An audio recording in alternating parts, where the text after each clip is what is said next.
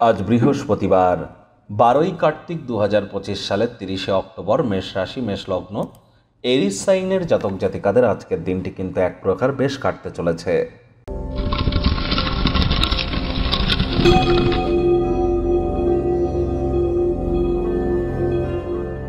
ভিডিওটির শুরুতেই আপনাদের সকলকে জগদ্ধাত্রী পূজার মহানবমীর হার্দিক শুভেচ্ছা ও অভিনন্দন রইল। স্ক্রিনে আপনারা দেখতে পাচ্ছেন বৃহস্পতির বীজ মন্ত্র ওম গ্রাং গ্রিং রং স গুরাবে নামা। এটি আপনারা সকাল দুপুর সন্ধ্যা 3 বেলায় 108 বার জপ করুন, অত্যন্ত উপকৃত হবেন।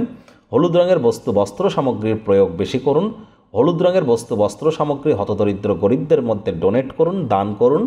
মন্দিরে হলুদ রঙের জিনিস আপনারা দান করতে পারেন, ছোলার ডাল দান করতে পারেন, কাঁচা হলুদ দান করতে পারেন।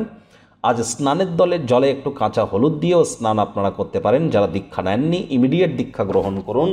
গুরু বিনা কিন্তু এই জীবন এক প্রকার অন্ধকার। আর সম্প্রতি সুদীর্ঘ 12 বছর পর গুরু বৃহস্পতি কিন্তু উচ্চস্থ হয়েছেন, যার ফলস্বরূপ আপনাদের জীবন ঠিক কীভাবে প্রভাবিত হবে আপনার রাশির জন্য স্পেশালি একটি ভিডিও অলরেডি চ্যানেলে আপলোড করা হয়েছে। সময় সুযোগ বুঝে একবার দেখে বা শুনে নিতে ভুলবেন না।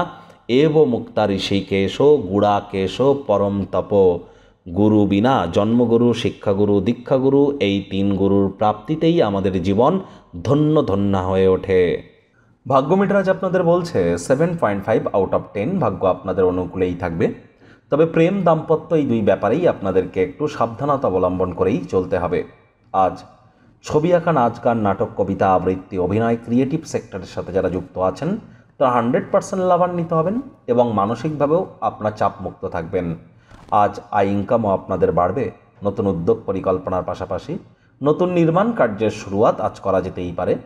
চাকরিজীবী যারা আছেন তাদের অফিসের পরিবেশ এক প্রকার বেশ। ভিন্ন দেশে পেশাদারি যোগাযোগ বৃদ্ধি করবার জন্য উৎকৃষ্ট একটি সময়।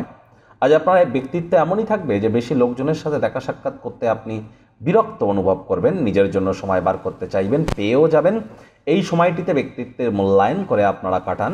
রাজনীতিবিদ যারা আছেন জনসংযোগ বৃদ্ধি করেই দেখুন, সমাজে আপনাদের পপুলারিটি নিশ্চিতভাবে বৃদ্ধি পাবে। শিক্ষার্থী বিদ্যার্থীদের পড়াশোনায় মনোযোগ কিন্তু আরও বৃদ্ধি করতে হবে।